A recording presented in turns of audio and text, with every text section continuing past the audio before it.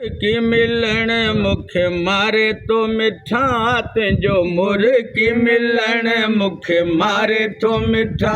तोखां धार धार कीअं घार यार तुंहिंजो जानीड़ वञण मुखे गारे तो मिठा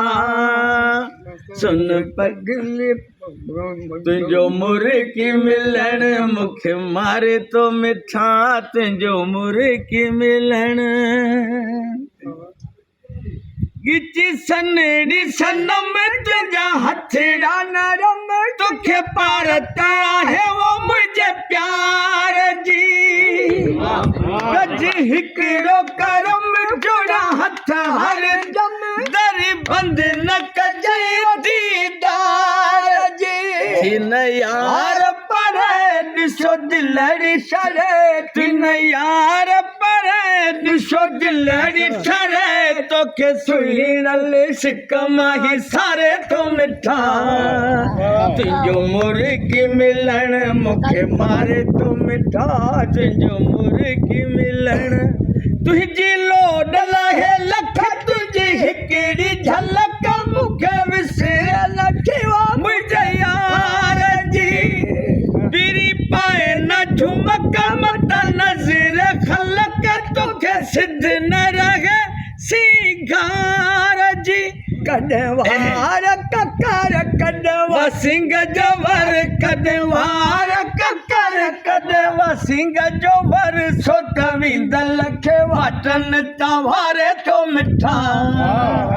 तुंहिंजो मुर्गी मिलन मुखे मारे तो मिठा तुंहिंजो मुर्गी मिलन करा कहिड़ी कहानी तुझी यार जवानी ॾिस तेरहं सालनि खां कीरवा तुंहिंजा लबड़ा लासानी तुंहिंजी अख मस्तानी तुंहिंजा ज़ुल्फ़ ॼण को ज़ंजीरवा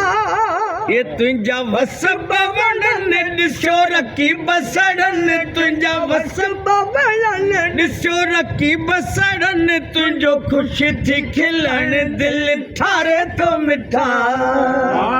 तुंहिंजो मुर्गी मिलन मुखे मारे तो मिठा तुंहिंजो मुर्गी मिलन मुखे मारे तो मिठा तोखां धार धार कीअं धार यार तुंहिंजो जानीड़ वञण मुखे गारे तो मिठा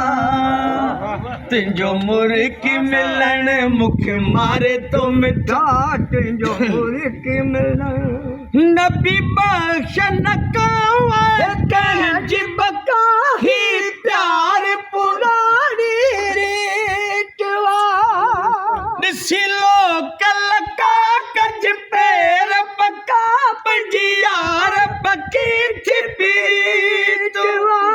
एक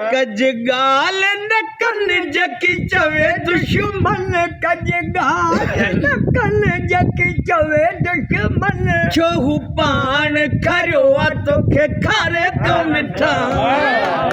तुंहिंजो मुर्गी मिलन मुखे मारे तो मिठा सुन पगली पवन सुन उड़ती घटा मेरा अंग अंग मेरी हर उमंग ये जली में तुझे भी कैसा होता है नशा